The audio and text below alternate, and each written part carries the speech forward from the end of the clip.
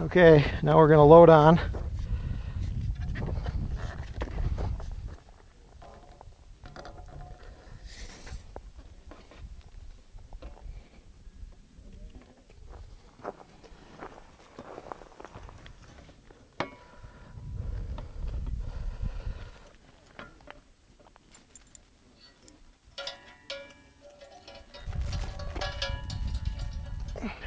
Okay,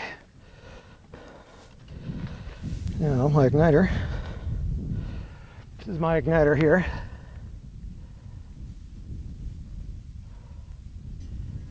And you always want to put the igniter in on the pad.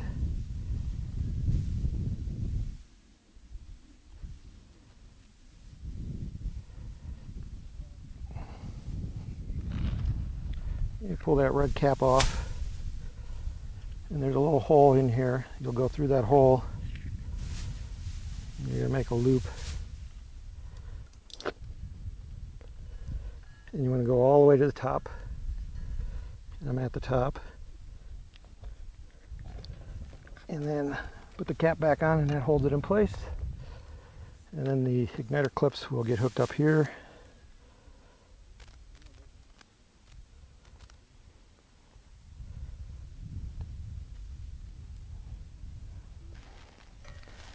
Okay, now I just have to turn on my altimeter here, and here's the little push button, and when I push it on we should hear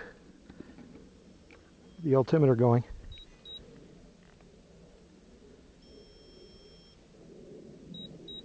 Okay, and it's going through its cycles. It's beeping out the altimeter, the altitude from the last flight.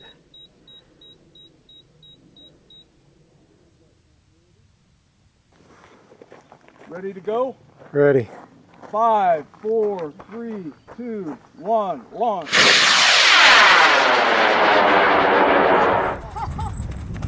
Oh, that was a slow move. After you've flown the Level 2 rocket, you have to remove the shear pins.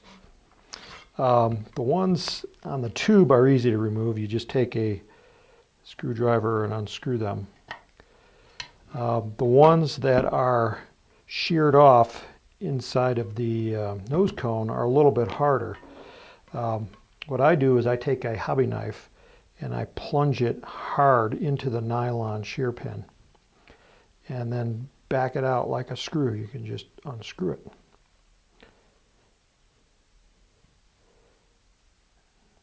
Pretty simple, huh? Hello again. We are now post-flight of the Level 2 rocket, and I have to be honest with you, the flight you saw wasn't 100% successful. It was about 70% successful. The main chute did not deploy and the rocket came down only with the drogue chute. But the good news is this thing can take a beating. I don't know if you can see it right here, but there's a lot of dirt. But if you look at my fin fillets closely, not one was broken.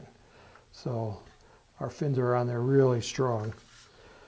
The only real damage that I could say that this rocket has is the nose cone. It bonked pretty hard and it looks like it hit right there. And it chipped away some of the fiberglass.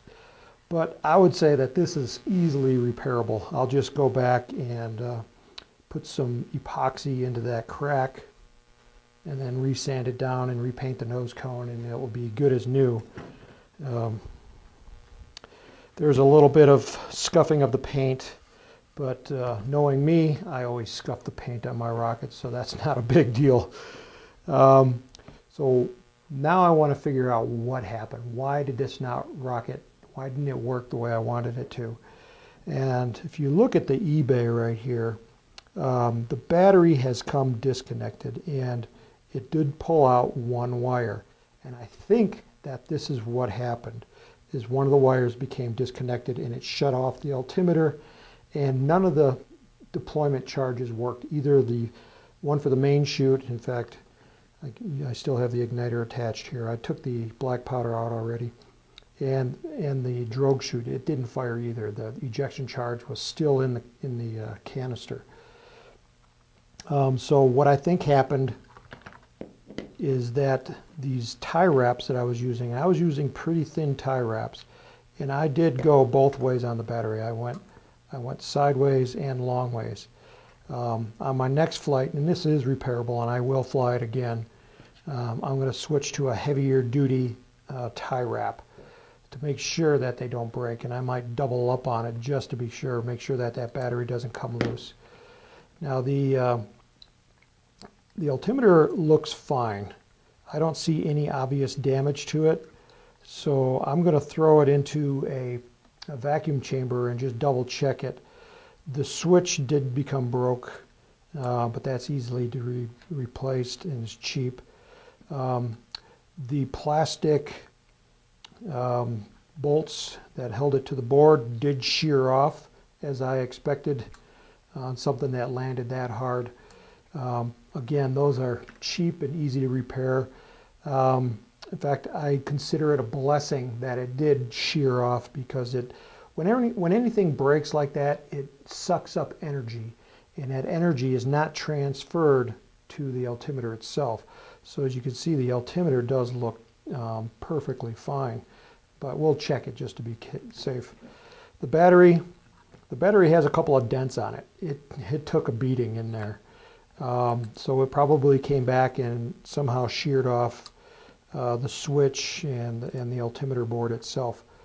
But other than that, I can replace a battery. That's cheap. I can replace those little bolts in the switch, and this rocket is ready to fly again. So don't get discouraged if you have mishaps. It happens to everybody. We try to minimize them as much as possible, and in the videos, everything that I did correctly. The only thing that I would change is using heavier duty tie wraps. So good luck on your Level 2 rocket, and please let us know how it goes. My name again is Tim Van Milligan, and this is Apogee Components, www.apogeerockets.com.